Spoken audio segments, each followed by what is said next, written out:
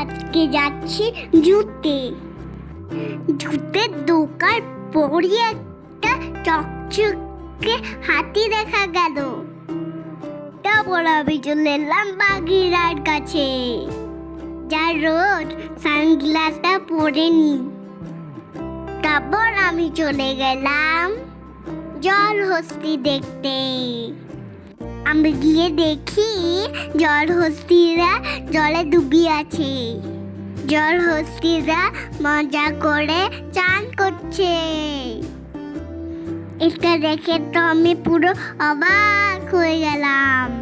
এখানে মা monkey take care করছে বেবি মাঙ্কি। আমার খুব ভালো লাগলো।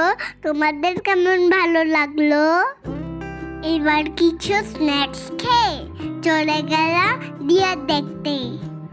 ডিয়ারটা আমার সবথেকে ফেভারিট অ্যানিমেলস।